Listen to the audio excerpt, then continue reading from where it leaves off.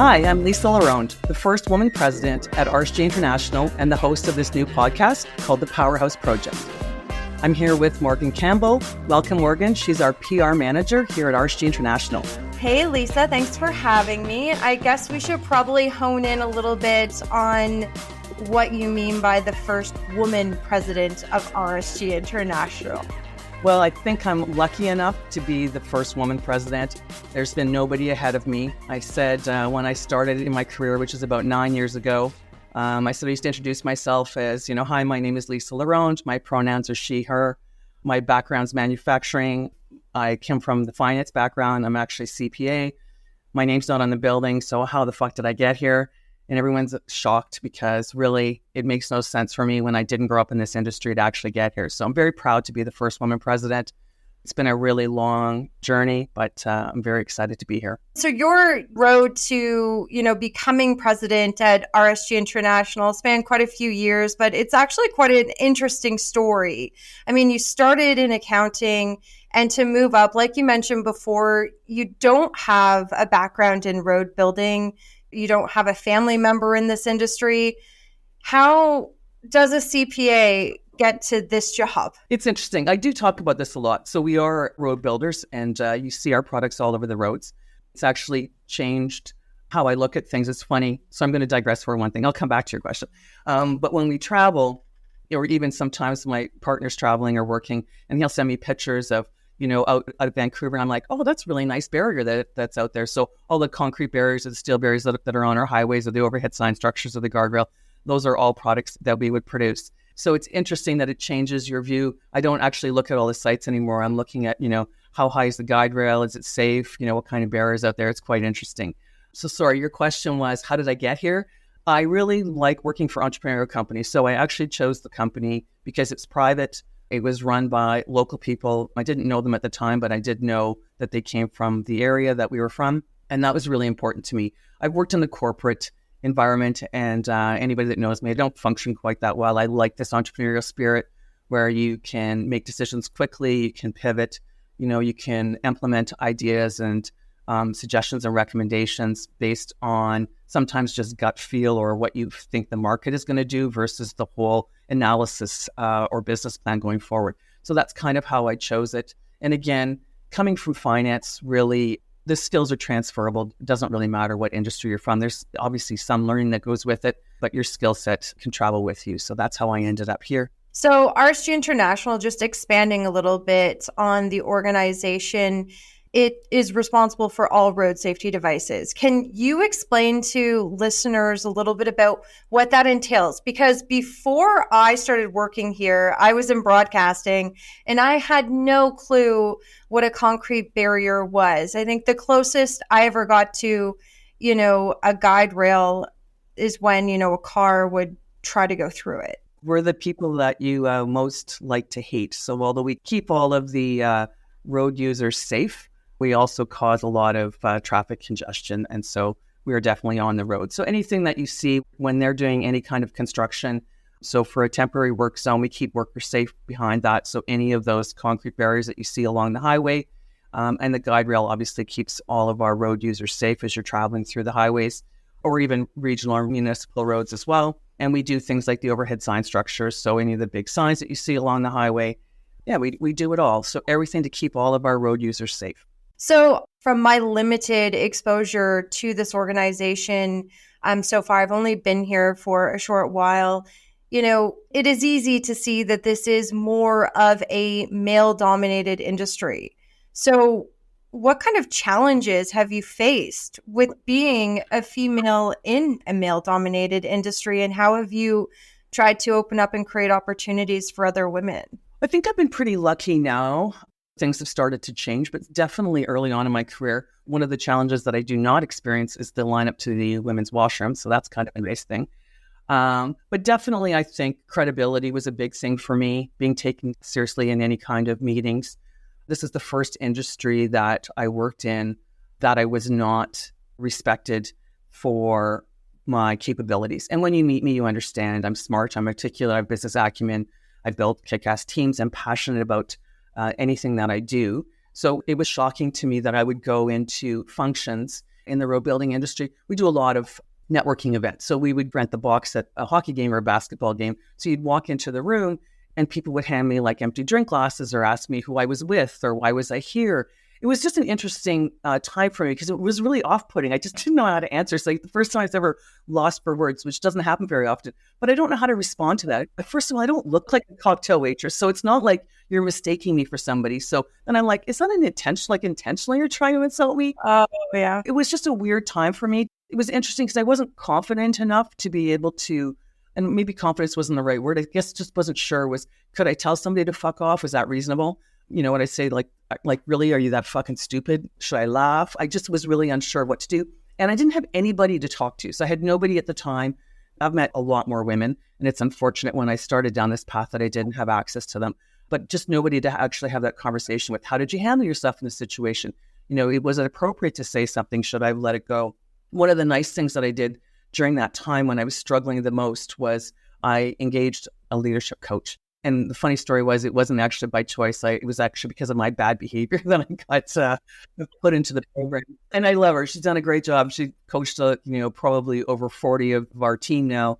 I think it's a very, very valuable exercise to go through. But I remember meeting her for the first time. She was all excited, bubbly. This is her business. This is what she does. And she's like, what did you do to get in the program? I'm so excited for you. I'm like, this is my fucking punishment. Okay. You know, it's like I'm going to jail. Yeah. I need behavior modification, anchor management, whatever it is. And I still remember the look on her face. She was like just devastated. Because again, this is her business. That's what she does. This was her thing. And now we laugh about it. But one of the things that it did for me was it gave me confidence. And then I started talking to people about, how do I handle my, and it's funny because they do this 360. So they interview your colleagues, your direct reports. And one of the comments that came back quite often was I roll my eyes. And it was funny. I'm going to travel with my family. And so we'd had this conversation. I was like, really, I don't know that I roll my eyes. So I had asked my kids every time I roll my eyes, just point it out. And I came back and I remember calling her saying, well, I know why I roll my eyes. I said, it's when somebody says something stupid. And she starts to laugh. She goes, well, you can't do that. I go, but really, I'm either going to say, that's just stupid, or I'll just roll my eyes and go, oh my God, really? Is that what you're going to say?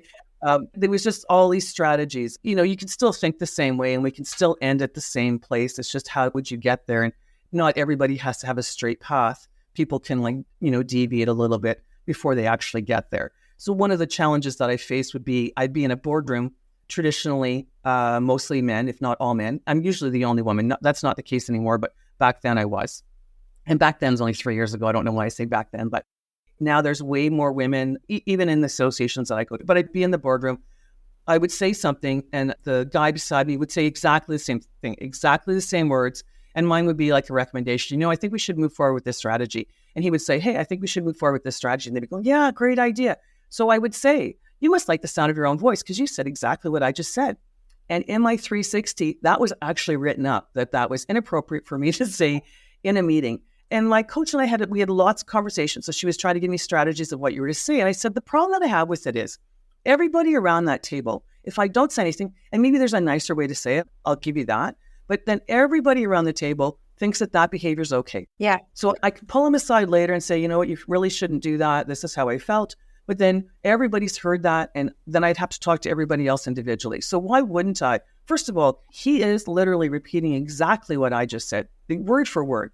So why wouldn't I call that behavior out? And why wouldn't we correct it? And she was saying, what happens is you make people feel really uncomfortable. And I said, I get that. But you have to think of how do I feel when somebody's, basically they're taking credit for my ideas, what's happening. So how do you think I feel for that?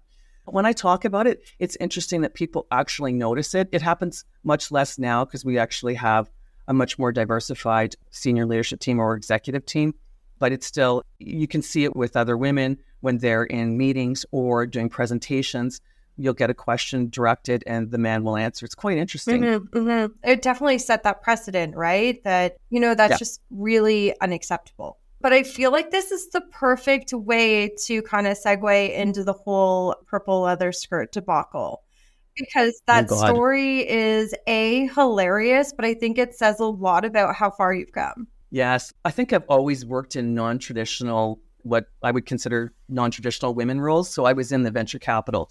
And it was a federal government funded program that was to bring financing or venture capital to non-financial centers. So I was located this time in North Bay. It was an awesome time. There was one other woman and she was actually responsible for recording like all of the statistics. She was the only other woman that was ever at anything that I was at. And she was the one to say to me, you know what I like about this industry, lady says, there's no line up to the ladies' washroom. So I'll give her credit for that one. But we had gone, it was our first big event. And so I was traveling to Ottawa. And so I was driving from North Bay to Ottawa. My sister lives in Canada. So on the way there, I was reading what the agenda was like. So the Saturday was an all-day Saturday, all-day Sunday event. And I went out and I bought a navy blue suit, and then I had a black suit. And I was wearing the white blouse. I thought I'm going to fit right in. No one's even going to know I'm a woman. And then I'm reading the thing and there's like, oh, there's a registration. There's actually a welcome reception. I was like, oh, shit, I didn't bring anything for that. And I'm at my sister's. And so I'm telling her, she goes, oh, I've got a perfect outfit. And it was a beautiful purple leather skirt and a beautiful purple blouse. I put it on. I look fucking awesome. I'm also in my 20s. I just, think this is just rocking it. I'm just like, I'm loving it. So I go, I do my registration, I get my badge, I'm like sauntering in, I look around, I'm like, oh fuck, I'm the one who's jumping out of the cake. I was like, this was just completely, everyone's in a suit and a white shirt and a red tie, and I am completely not, it was so obvious. Nobody would talk to me, nobody would come near me. I'm sure they thought I was a stripper. Like there was no way that this person was like true, that was part of this committee. And I remember I was standing by myself going, what the fuck do I do? Like, and I'm young and I just don't know what to do. I'm also a beer drinker and I don't like to drink out of the glass. I like to drink out of the bottle. So that also sets me aside. So here I am in my purple leather skirt, my purple blouse and my beer bottle. And one of the other guys that was part of the committee, and he was from another small town, I think in Manitoba somewhere. And he came in, he was wearing a sweater. And so we just stood beside each other because I said, nobody's talking to us. They're like, But you learned a lot from that experience, right? I think I learned you have to be, and the more I talk about it and the more I talk, we hear this a lot so what happens is you go to a function or an event and then you're all dressed up and, you have your gown on and everybody's like, well, for some reason when women get dressed up, it's a statement. I guess there's not a huge difference between wearing a suit and wearing maybe a tuxedo. And so I'm not sure if that's what the difference is, but I started to embrace the fact that I can't change what people think about me. I need to be myself. I need to be my authentic self. And if I choose to dress up and if I choose to be who I want to be, then I'm going to embrace that and accept that. I still struggle a little bit with, when people don't want to talk to me.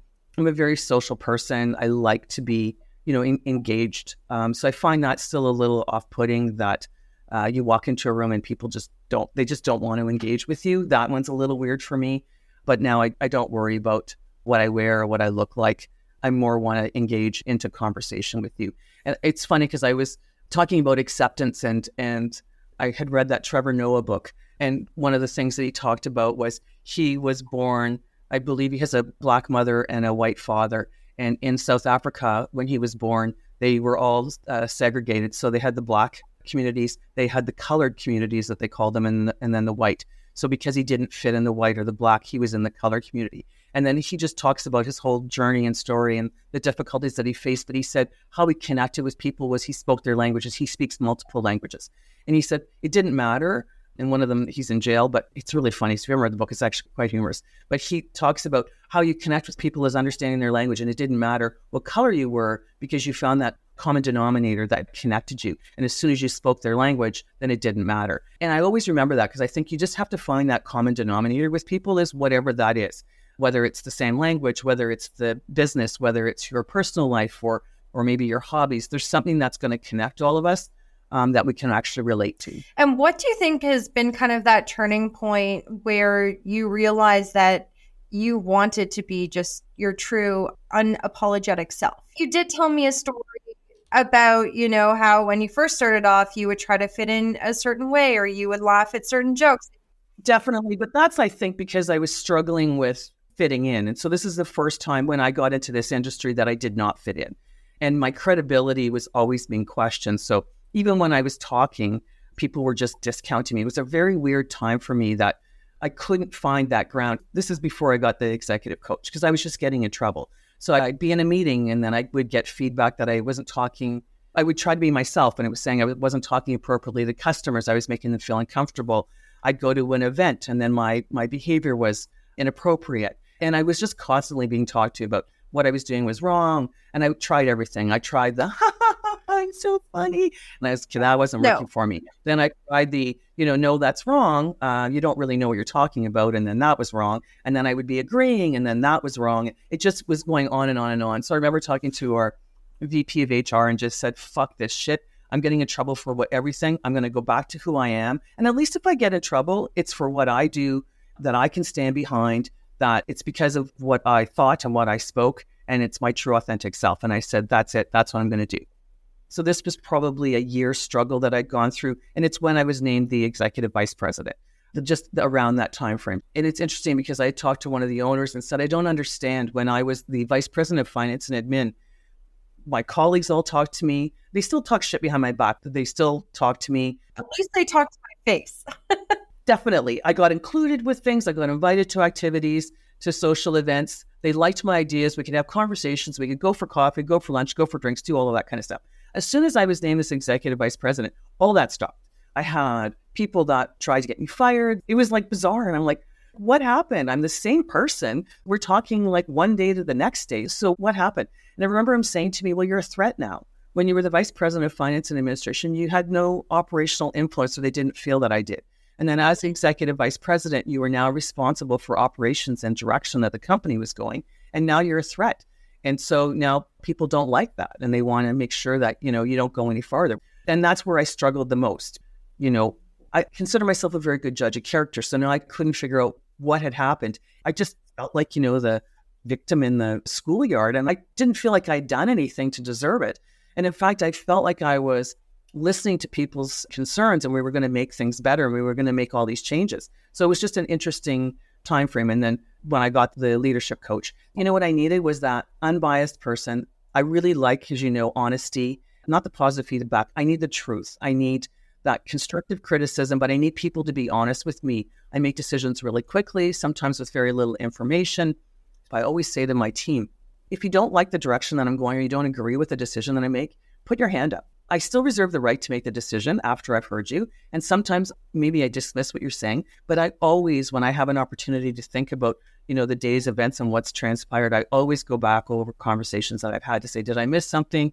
Is there a piece that I need more information on? But I would hate for you to walk out of my office, roll your eyes and go, that was a really stupid fucking decision, and have it actually blow up. I would rather you say, regardless of how you say that, I don't agree with it. Here's the reasons why. I really need that. That's what I need as a leader, is to be challenged. I don't have all the information, but not everybody likes that part of it. And what I found was when I got into this role, this is what I was expecting. It's not what I was getting. It was just a bizarre time for me. Well, and I think that comes back to the importance when you're in these executive positions to build your own team, right? And you've spoke a lot about having a team that supports you, and you've built an incredible team at RSG International. And to be able to take a look at the members that you have on your SLT team, I mean, everyone brings a different talent to the table. Everyone is valuable in their own way, but you also have great representation. How important was it to you to ensure that you had good representation, and how are you going to continue to take that even further in the future? Well, I did learn something very valuable when we started our DEI committee. And one of the things that we learned was we just all needed to be educated. So that was the first thing we actually recognized, that we didn't know what we were doing. I think that's important for any leader, is to understand that we don't have all the answers and we don't have all the information. A woman reached out to me who was running some kind of leadership seminar. We grew apart for about 3 years and then we just reconnected. She said, did I have 6 women in senior leadership that I could put in this leadership program? And I was all excited. I said, yes, I do. And then she said, how many of them are white? They all were white. And I talk now about that. That's my own unconscious bias. So as we talk about, diversity, equity, and inclusion, we have to first recognize that we all have unconscious bias, and that I didn't think that I came from a place of privilege, but I actually do. So as a woman in construction, obviously I am a part of an underrepresented group, but I'm white. English is my first language. I did come from a middle-class home. So I have lots of privileges that others don't have. And when I look at the journey, even for me to take as a white woman, my journey is much easier than a person of color, a Black woman, Indigenous woman. So we have to recognize all of that. So we still have a long way to go in terms of my senior leadership team for diversification, but we have started. Obviously I do try to promote women where appropriate. I still think we need the best person for the job. But again, as you know, I talk a lot about this because everybody says that they want the best person for the job. But you said traditionally women will only apply for jobs if they possess 80% of the skills that are listed on the job, and men will apply if they have 20%. So you never know because women are not applying for the jobs, and other underrepresented groups are also not applying for the jobs. So we need to do a better job of, and which is one of the things that we've done, is how we've changed our job application process of how we word things so that we're trying to be a little bit more inclusive, and we learn every single day. But one of the things for me that's very, very important as I've built my team is we come from all sides. So we have IT, we have our commercial director, we have construction, we have finance, we have marketing, we have product development. It's all very important that we all bring a different perspective. And it's interesting when you're sitting through part of our meetings, when we brought IT in, because as you know, Elliot, who is our vice president of technology, he just brings a whole different perspective that I would never have thought of. And it's just such a nice change because otherwise, you have like-minded individuals, everyone's going, yeah, that's a great idea, great idea, great. And he'll be going, well, have you thought about this? And you're like, absolutely not. That never even entered our minds. And that's one of the lessons that I've learned. If you get this diversified group, you just get different perspectives, things you haven't thought about. And together, I think you create some really ingenious solutions and innovative ideas. Absolutely. And I think too, what's incredible about this podcast is that we're going to have an opportunity to highlight women, not just within, this industry, but across all facets. We're talking politics, education, youth, up and comers. This is really quite an exciting time to celebrate other women. Through your work with CAWIC, the Canadian Association of Women in Construction, for those listeners who do not know, and your work with RSG International. Tell me a little bit about how important that advocacy work has been to try to bring women forward so that they are putting their applications forward for those positions that, they think they might not hit all of the targets. When I started down this path, one of the things I did look for was associations or networking groups for women that were in leadership, ideally in construction. And there really wasn't a whole lot out there at the time.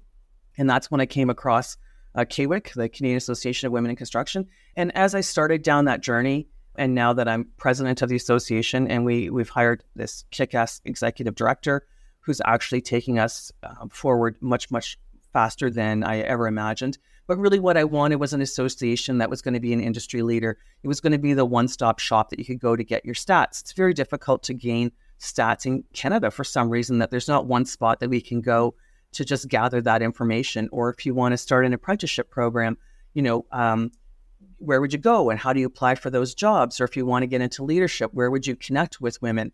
And then through CAWIC, I've actually been connected with NAWIC, which is the National Women in Construction. And now I'm the Canadian representative on their global alliance, which has been very, very interesting for me.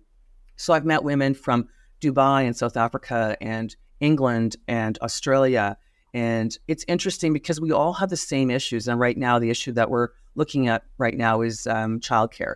But talking to the Australian women in construction, they have exactly the same issue. And you think that it's not a global issue, but it really is a global issue. So it's nice to connect with people in different countries and then get their ideas, what's working for them. Are they lobbying the government? Is that even an option for us? What are some of the suggestions or solutions that we can start, or even work together? Maybe we need to have this global alliance that we start to address some of these issues. So I think it's been an interesting journey for me, but also this place for us to go. One of the things that women actually want is a sense of community. So I'm hoping through CAWIC that we can bring this national sense of community, that women that are either in the skilled trades or in leadership in construction or any position in construction can come to this community and feel safe and secure, and we can exchange ideas and solutions and recommendations. And I think too, that even plays into this podcast, the Powerhouse Project, but how incredible is it to even just bring other female listeners in to take something from your experiences or the experiences of your guests to share what the hell worked and teach them how to forge their own path. And even I do a lot of talking with young women, and even just some of the strategies. Even if you don't want to go to the networking events, you should try to attend them. Even at RSG when we have our mixers, just to go out. It's not like you have to have somebody that you need to sit and talk to. They're usually short in time frame. One of these young girls came up to me and said, They were going out for drinks after work. And so I was saying you should make sure that you do that because there's just so much additional conversation that transpires when you're more relaxed, you're having a drink, or even if you're not drinking, you're just outside of the work environment. Anyway, one of the male counterparts tried to pick her up and she said, I didn't know what to say, so I just left. And I said, this is where I think that you need to set your boundaries. Yep.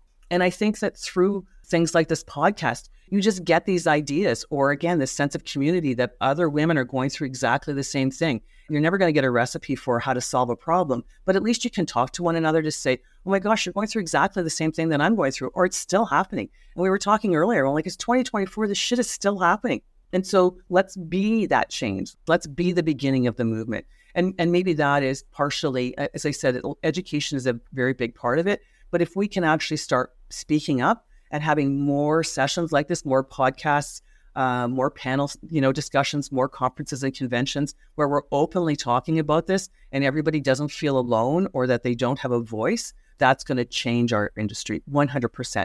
The other thing that I want to be able to do for women is to give them the opportunity to tell their journeys or to speak. And I'm very excited about this podcast that I get to meet other women leaders. I think it's going to be very, very interesting just to see, what worked, what didn't work, what were their challenges, what were their struggles, how did they deal, what were some of their funny stories? Because I think we all have them, and it would be nice to be able to share that and, share a laugh. Because I do think at the end of the day, we all face the same challenges. And that it would just be interesting to hear how people actually dealt with them. Well, I even know like when you get into a room with women from the same industry or even outside the industry, you start connecting and conversing and you realize what I've experienced in the broadcasting industry is actually quite similar to what project coordinators have experienced in their organizations. I mean, these things do kind of unfortunately go hand in hand and they touch almost all industries, which I think is why it's important to have a podcast like this that really isn't just women in construction. This is going to be a podcast that is really for all women who are aspiring to be leaders or just want some sort of inspiration at the end of the day. This kind of brings me into my next question, and I know you and I have debated this a little bit, but sponsorship versus mentorship. I know you're a strong believer in sponsorship. And I think when we look at all of these invites that you've been getting for speaking engagements because of your recent top 100 win, go Lisa, but you've been a huge advocate for sponsorship. So can you explain to the listeners a little more about what that means? Sure. And I think the difficulty for me is people want to know, how did I get to this position? And I do think winning the top 100 has given me this huge platform, which I'm hoping to, make people proud and to use it constructively. But what happens is people want to, and I'm not going to say like, be like me, but understand, how did I get here? And I go, the problem is you don't work for the company that I work for. You're not my personality. You don't have my background. You don't have my trauma that I've brought to the organization, or the triggers that send me over the edge. So it's difficult for me to say, do this, this, and this, or this is what I did to get where I am, because it's not going to work for you. And you have to figure out what that is. And I think by sponsorship, what I mean is what I missed when I started here or when I got into my leadership position in the operations side of it was someone to take me to events and introduce me and be my advocate, because that really would have given me some, I think, quick credibility in the industry. And that never happened. People go, why? And first of all, I don't think I asked for it because I didn't understand that that's really what I needed. I thought I could probably make a name for myself pretty quickly, but I did realize very, very early on that I really did need help. And at that point in time, nobody was willing to help me, which was also another interesting part of that. But just for people to take you out, introduce you, take you to lunches, take you to that networking event, invite you to that golf tournament, and then spend that time with you, introducing you around. And now that I've had some sponsorship, it's night and day to be able to go to an event and have somebody say, hey, this is Lisa Laronde. She's president of RSG International. You really need to meet her. That's a huge, huge thing versus walking into a room and absolutely nobody acknowledging you. So that's really what I feel is important. And that's what I'm going to try to do with any young women, or actually anybody that requires a little bit extra guidance or that needs some credibility in our industry. And I think mentorship can be hard, right? I've mentored a lot of young journalists in my career and even some of my students at Seneca College. And while it's been great and I've tried to be very straightforward and honest with them, it only goes so far. I mean, what they need is me to take them on a shoot so they can see what it looks like. They need me to take them to an editorial meeting. And I think too, from my perspective, in terms of mentorship, my best mentor was a former CTV anchor who used to tell me exactly how it was, whether or not I wanted to hear it. But I think that, when we're looking at mentorship, it's important to facilitate the type of mentorship that someone needs, And I think what happens is people think that when you're being mentored is you're going to give them all the answers to say, just model my behavior and you'll end up in the same place that I am. And that's what I'm trying to tell people is no, don't model my behavior. You'll probably be in very big trouble. The one thing is first of all, you're not my age. You don't have my experience. There's just so many things that come with it. I say to my kids sometimes because they look at my relationship with my partner now, as women, we're more independent now and we have some financial independence. And I always say to Tim, we laugh about it, but we always said we should be signing like 10-year contracts and say, do you want to renew it? Like yes or no. And the problem that happens in a marriage is that everything becomes combined. So you have your house now or your mortgages or your cars or whatever it is. And then it's so difficult now. You're used to this lifestyle. You can't maintain on two separate incomes. And so people actually feel trapped in all of that. So everything is a lot of work. So when I'm trying to talk about, mentorship, I'm saying, I'll be honest with you because I think that that's very important. Actually, Jamie McMillan, who we're going to interview on the podcast, who I just think is awesome. And she's an iron worker. One of the things that she said to me one of our first time meeting was, we were talking about just the harassment and discrimination that women in the skilled trades go through. And she actually said to me, and I was saying, we need to have our voice and we need to, speak up. And she said, Lisa, you know what happens when you speak up and you're at the union hall? You get put to the bottom of the list and you don't get called for the next job. I was like, Jamie, you gotta be kidding me. Is that true? She goes, yeah, that's fucking true. That's the reality. So that's why women don't speak up. And then I was at a conference and I actually repeated the story and they were like, no, that's not true. What? And then you and I were talking about that. At the same conference, they were talking about, this was a lawyer who said she'd done her research for the Human Rights Tribunal and there were no complaints in Ontario for women in construction for harassment or discrimination. There was one in Alberta. It's craziness to think that there's been no complaints, but that's what I think we need to start to do. We need to start talking about it. This is a reality. It is happening. We can't have women getting into the skilled trades and thinking that this doesn't exist because now you don't have the tools to be able to defend yourself. And then you think you're the only one or what's causing it to happen. We need to actually talk about it. We need to address it. As you know, I think we need just representation. If we get women in as lead hands and forepeople and superintendents and project directors and project managers and coordinators, that's going to change everything. Again, having this diversified workforce, it just changes how you do things. It changes the conversations that happen. It changes the behavior that's tolerated or not. You become immune to it. I've talked to other women presidents in our industry now, and it's funny that when you've been in the industry for a long period of time, there was just certain things that were accepted that you just didn't think anything about, that now we're saying this is not acceptable and you don't have to tolerate that behavior. I think too, as we all grow, within not only just our roles, but individually, we start to look back in our life and think, that was not a cool situation. Like I should not be told to smoke cigars and drink scotch in order to have a good voice for broadcasting. I think that a lot of this too is it reflecting back to understand where you were and how far we've kind of moved forward as a group collectively. And if we continue to call it out and speak about it, hopefully it means that other people reach out and also start sharing their stories. I agree. And I think the Me Too movement did a lot for us to say two things for me. You need more than one person. You need this group to make changes. And I think that's what powers me now when I talk is we need to work together. We need to have this united voice. We need to speak together. We need to support one another. And that's what's going to drive change. And that's what's going to drive us forward. So let's continue to do what we're doing. Let's continue to look for solutions. And I'm not saying we're going to fix everything, but if we continue to talk about it and bring it to the forefront, all of these panels that I've been on lately, the room has been packed and it's majority of men and they're looking for ways as how can I help and what can I do to make a difference? Because really we all want this, particularly in our industry when we're looking at a labor shortage. And statistically, when you look at it, if you have a diversified senior leadership team, both gender and ethnic, I think it's 30% more profitable than those companies that don't. So even from a financial viewpoint, it just makes so much more sense to go down this path.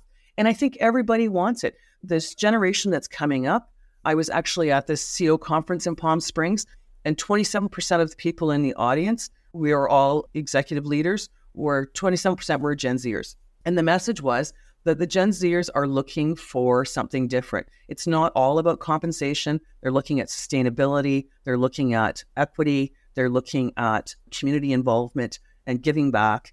And it's this whole picture now. And if it's not work-life balance, it's flexibility. It's very, very important. And what they're doing is they're starting their own businesses, because if they're not getting that in the industry that they're in, they're just going to build their own businesses. And I talk to people all the time saying, they're going to be your competition. So where do you think this next generation is going to go to work? They're going to go to the company that gives them all of those advantages that they want or align with their core values. And that's what you're seeing, buy local or the craft breweries, people are willing to spend a little bit more money. So in order to get something that they feel is better value for them individually. Yeah, absolutely. Absolutely.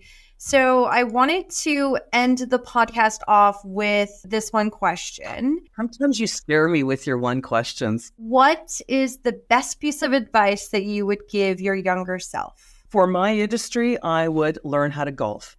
And I know people look at that and go, what?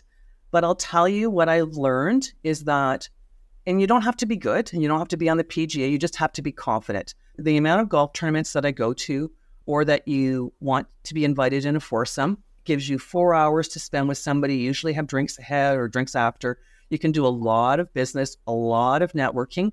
But what happens is I go out, and traditionally I'm usually one of the very few women, but what I do see that happens is you get up to this first tee, traditionally, and I'm generalizing, but the first woman gets up there, she goes, I am not very good, I don't know what I'm doing. So you've already set the tone, take a swing, probably miss or whatever. And then what happens is the men come in as the rescuers. They show you how to hold your club, they show you how to put your ball down, what you should be doing. And it becomes this teaching thing. So what happens is now you're the inferior sex now, and it just changes the table. It's shocking to me. And it's not meant to be mean by any of these men. They're truly trying to be helpful, but it really does. This imbalance happens so quickly. So what I say to people is just be confident. You just have to go up. You don't have to be good. Just swing the ball. Don't apologize. Don't make any excuses, and then play your game. It's amazing what it will do for you. And there's so many opportunities to network. So that's what I would have given myself. I took up golf 4 years ago. So. Okay. So a couple rapid fire questions. So you have to answer these quickly. You can't think about it or go too long on it. So the first one is, what's one thing on your bucket list that you haven't done yet? Travel to Nepal. So I want to go to base camp. Nice. That's impressive. If you could have any job in the world other than the one you have now, what would it be? I would be CEO of a public company. If you could have any superpower, what would it be? Probably invisibility. That's a good one. What's your go-to productivity hack? What's a productivity hack? Like, how are you more productive? Like, do you, I'm productive all the time. I mean, you work in your sleep. Next. I do. There's very, very little downtime for me. I think what I do get is, between 10 and 11 is like kind of my time to regroup of what's happened in the day. Yeah. Or I have, sometime Saturday in the morning. Yeah. Nice. It's Women's History Month. Who is a female you've always admired? Who's a female that I've always admired? That's a good question. I'm going to say probably my mom. Oh.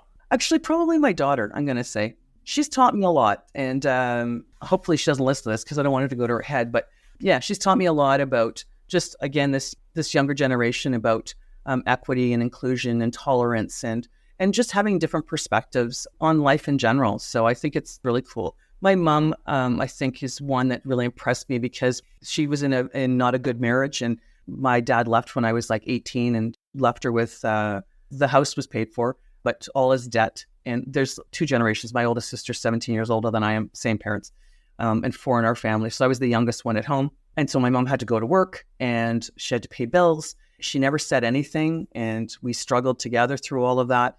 And I admire her courage, and she never, not that I saw, she never felt sorry for herself. She just, persevered and kept going.